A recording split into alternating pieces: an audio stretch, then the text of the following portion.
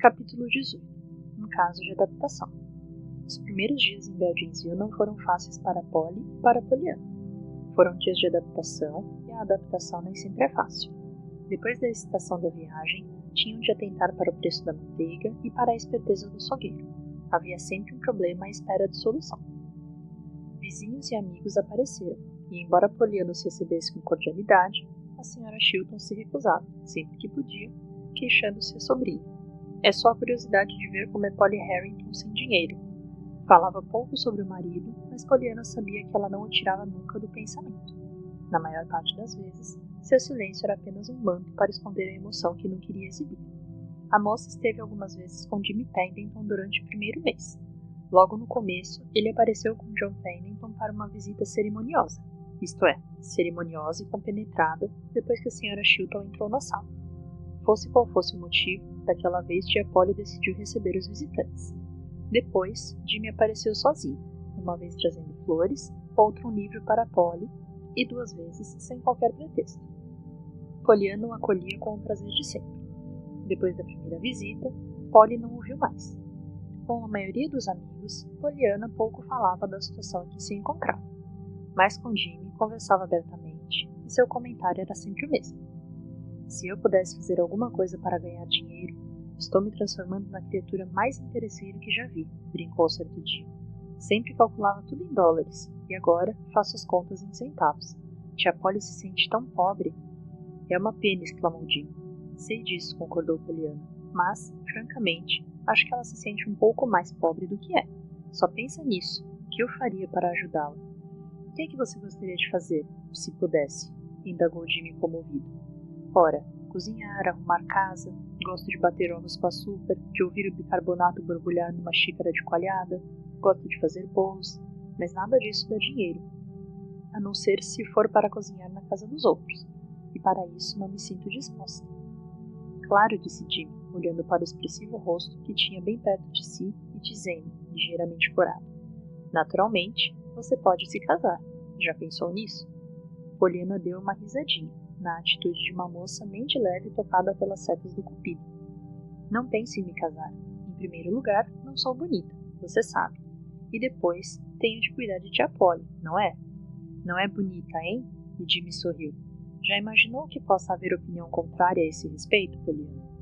Não pode haver, afinal tem um espelho. Parecia mero coquetismo. Em outra moça, talvez, pensou Jimmy. Mas bastava olhar para o rosto de Pollyanna para se saber que, em seu caso, não era. De repente, ele compreendeu porque Pollyanna era diferente de todas as moças que conhecia. Ainda fazia parte dela algo de sua maneira antiga de encarar as coisas. Por que diz que não é bonita? Perguntou. Ao fazer a pergunta, e certo de que conhecia bem o caráter de Pollyanna, o jovem quase se arrependeu da temeridade. Não pôde deixar de pensar que qualquer outra moça ficaria magoada com aquela tácita confissão de que aceitava o fato de não se achar bonita. Mas o que lhe disse Pollyanna mostrou que seu temor era infundado. Por quê? Ora, simplesmente porque não. Talvez você não se lembre, mas quando eu era menina, sempre achei que uma das boas coisas que o céu me daria quando eu chegasse lá seriam cabelos negros e anelados. É o que ainda deseja, Pollyanna? Acho que não, a moça hesitou um pouco. Continuo a gostar de cabelos negros e anelados, mas não tenho cílios compridos, e o meu nariz não é grego ou romano. Não tem estilo, é só um nariz. Tenho o rosto curto ou comprido, até me esqueci.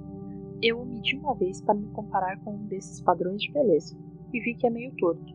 Dizem que a largura do rosto deve ser igual a 4 vezes o tamanho dos olhos, e a largura dos olhos igual a... Nem me lembro mais, o fato é que não é meu caso. Nossa, que quadro lúgubre, brincou Jimmy perguntando depois de se fixar nos expressivos olhos da moça. Você já se viu no espelho quando fala, Pollyanna? Claro que não, ora. Pois devia. Que ideia! Exclamou Pollyanna rindo. Imagine só. E o que eu devia falar? Uma coisa assim, talvez. Bem, Pollyanna, se seus cílios não são compridos e seu nariz não tem estilo, você deve ficar muito contente, porque afinal de contas tem cílios e nariz. O rapaz acompanhou-a no riso, mas seu rosto mudou de expressão e ele disse um tanto hesitante. Quer dizer que continua a fazer o jogo do contente? Claro, Jimmy. Pollyanna o encarou com certo espanto. Acho que não poderia ter vivido nos últimos 6 meses se não fosse esse bendito jogo. E sua voz tremia um pouco. Você não me falou disso, observou o rapaz. Eu sei, Poliana mudou de cor. Acho que estou com medo de falar demais com pessoas que não se importam, você sabe. Agora que tenho 20 anos, não seria a mesma coisa para mim como no tempo em que eu tinha 10. Compreendi isso, as pessoas não gostam de conselhos. É isso mesmo, concordou o rapaz. Mas às vezes fico pensando se você realmente entendeu aquele jogo ou o que ele significa para aqueles que o jogam. Eu sei o que ele fez por mim mesmo, falou Poliana em voz baixa, olhando para o outro lado. Está vendo só? Disse Jimmy, após curto silêncio. Realmente, ele dá resultado se você o joga. Alguém certa vez disse que o jogo revolucionaria o mundo se todos o praticassem. Eu acredito nisso. Está certo, mas algumas pessoas não querem ser revolucionários, observou Poliana. No ano passado, conheci na Alemanha um homem que havia perdido todo o seu dinheiro e andava na pior. Alguém tentou reanimá-lo dizendo: o que é isso? As coisas podiam ser piores. Pois em vez de consolar-se, o homem ficou uma fera e disse: se há alguma coisa no mundo que me dá raiva, é alguém me dizer que as coisas podiam ser piores e que devo ficar feliz com o que me resta. Não tolero essa gente que sofre e sai rindo, dizendo que é feliz porque ainda pode respirar, comer ou andar. Não quero respirar, comer ou andar, só para continuar nesta situação. E quando me dizem que devo ser feliz por poder comer e andar, tenho vontade de dar um tiro em quem fala assim. Imagine se eu tivesse ensinado o jogo do contente àquele homem. Acho que ele estava precisando muito de você, disse Jimmy sorrindo. Pode ser, mas não me teria agradecido o ensino. Escute, Poliana. Aquele homem, com sua filosofia e maneira de viver, trazia a infelicidade dele mesmo e dos outros, não é verdade? Pois bem, suponhamos que ele estivesse fazendo o jogo do contente. Enquanto procurasse algo com que pudesse se alegrar, não estaria ao mesmo tempo resmungando sobre os seus males, e ganharia muito com isso. Seria mais fácil para os outros conviverem com ele, e ele próprio viveria melhor. Enquanto isso, a sorte do homem não pioraria por ter deixado de lado suas lamúrias. Devia até melhorar, pois na pior hipótese, ficaria em melhor disposição. Isso me faz pensar, disse Poliana, concordando. No que eu disse a uma certa senhora que trabalhava para as senhoras da caridade, uma dessas pessoas que tem prazer com o sofrimento e com as causas do sofrimento.